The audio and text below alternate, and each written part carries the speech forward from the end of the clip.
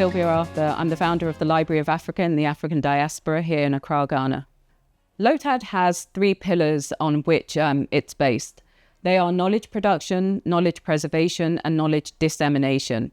In terms of the first, knowledge production, what we're very keen to establish is the fact that Africa is known as a knowledge consumer, but we have been producers of knowledge for centuries.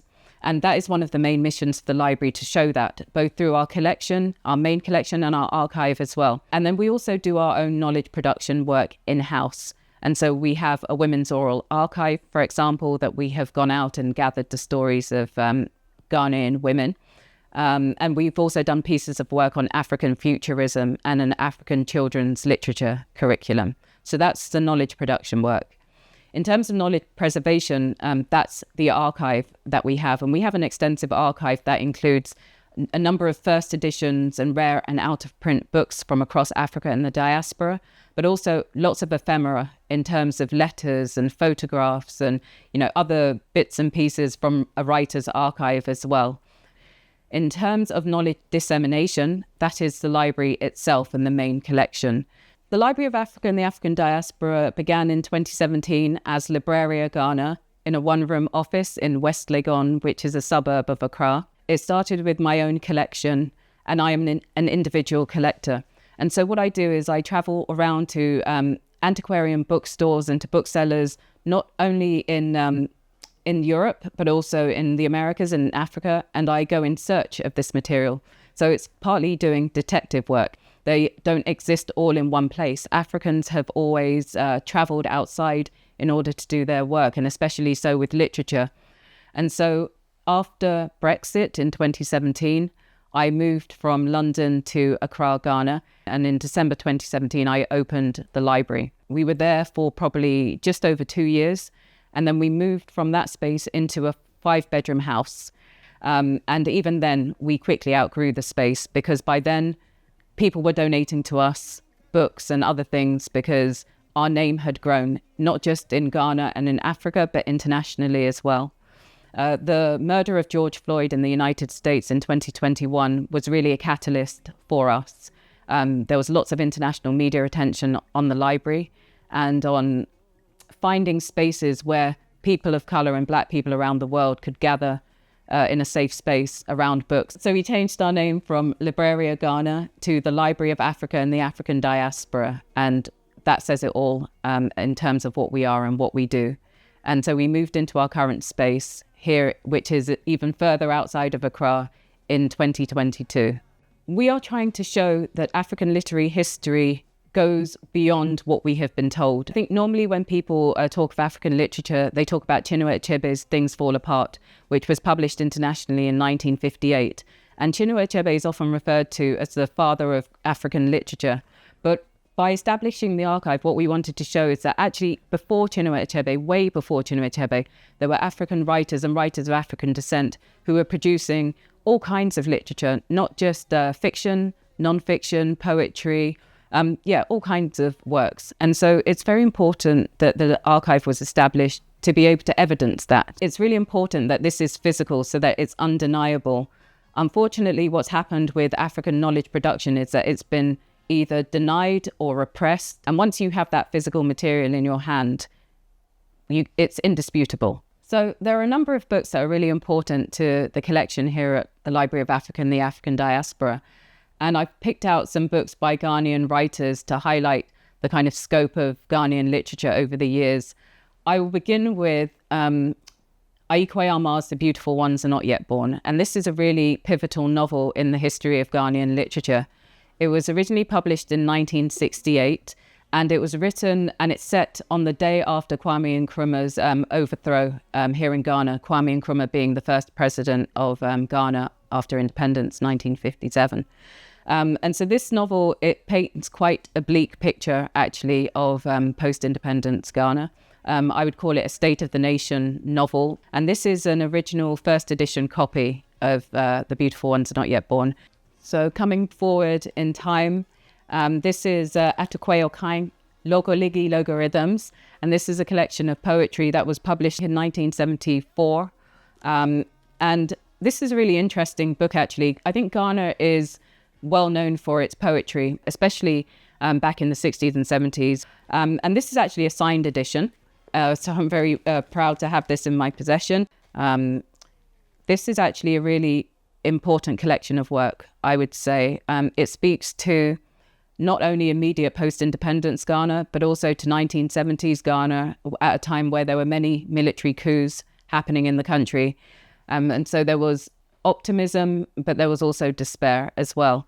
And there is a quote that Atukwe Okai includes at the beginning of the book, which I would like to read, which is from a speech by Kwame Nkrumah called The African Genius. And that speech is actually really difficult to get hold of for some reason. And he quotes and he says, "When I speak of the African genius, I mean something different from negritude, something not apologetical, but dynamic. I do not mean a vague brotherhood based on a criterion of color, or on the idea that Africans have no reasoning, but only a sensitivity. By the African genius, I mean something positive, our socialist conception of society, the efficiency and validity of our traditional statecraft, our highly developed code of morals, our hospitality, and our purposeful energy." So that's a quote from Kwame Nkrumah's African Genius speech. And I think it speaks to what we try to do here at the library in terms of cultivating African genius for a new generation. And one other book that I will point out, which is a personal favorite of mine, is Ama-Ata Adu's Our Sister Killjoy, or Reflections of a Black-Eyed Squint. Ama-Ata Adu was a very famous novelist and playwright primarily, and also a poet who died last year, 2023. And this book means a lot to me. It was first published in 1977, and this is the first edition. And it was the first novel that she ever had published as well. And it's about the story of a young Ghanaian woman named Sissy, who travels abroad to Europe, to Germany for the first time.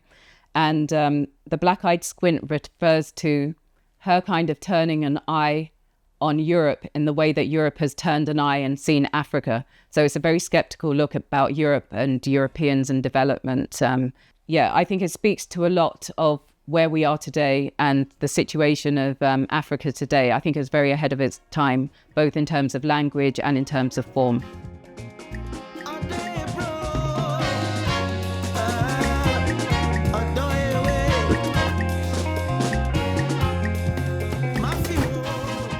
Welcome to the Library of Africa and the African Diaspora, LOATAD here in Accra. My name is Seth Avusuglo. I'm the manager of the library, and I'm going to give you a very quick tour of the library. So the first thing that I want you to do for me is actually read this poem written by Mbala Sonny Dipoko called The Tenderness Manifesto.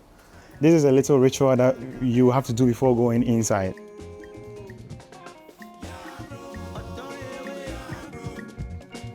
Let's go inside and let me show you around.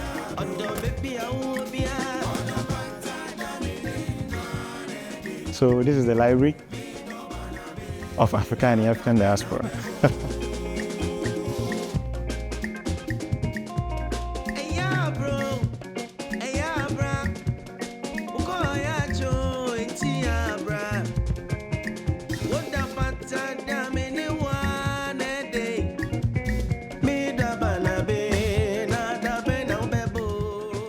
So apart from it being a library, we also make as much as possible the effort to actually produce knowledge.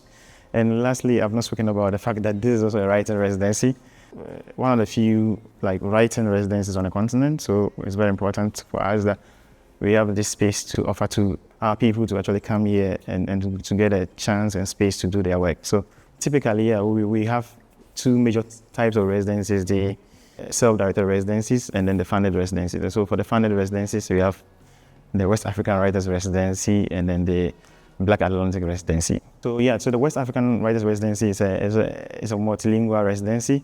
So because there are 16 different countries in West Africa and some of them speak French and then English, we often require them to have a project in mind, something that they are working on. We often require that they actually writing or whatever they are working on, discovering areas that are not quite represented well enough in the collection of African literature. And then the Black Atlantic Residency. Black Atlantic in the sense that we are trying to get writers from the diaspora and most importantly, to explore a very specific theme of what is Africa to me. I think it's a very important question that all Black people around the world needs to answer. We need to actually have that interaction with them. And so this is also some sort of experiment to bring them together, to work and collaborate, and then find ways around some of the barriers that might prevent us from collaborating.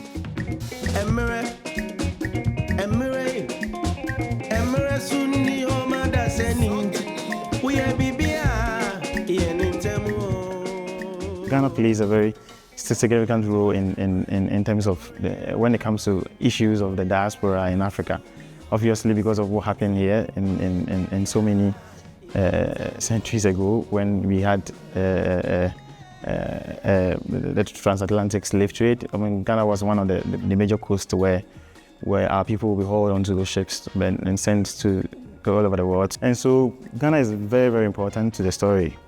And I must say that Ghana has always, also politically speaking, when Ghana became independent, has also played that role of a place where the diasporans are actually welcomed. So you will see in Ghana's history, obviously connected to our first president, Kwame Nkrumah, who was a well-known Pan-Africanist, who would actively try to promote the interaction or the returning back to the motherland of our people in the diaspora. Civil rights movement coming here. Some African Americans who have lived here in Accra over that period, like Maya Angelou, Malcolm X coming here. And Ghana became a place at home where you feel safe to have discussions about the fate of the Black man in the world. In 2019, there was actually our government will actually organize the year of return, what they call the year of return, where they will invite the diaspora to come back home. It was a massive success, I would say.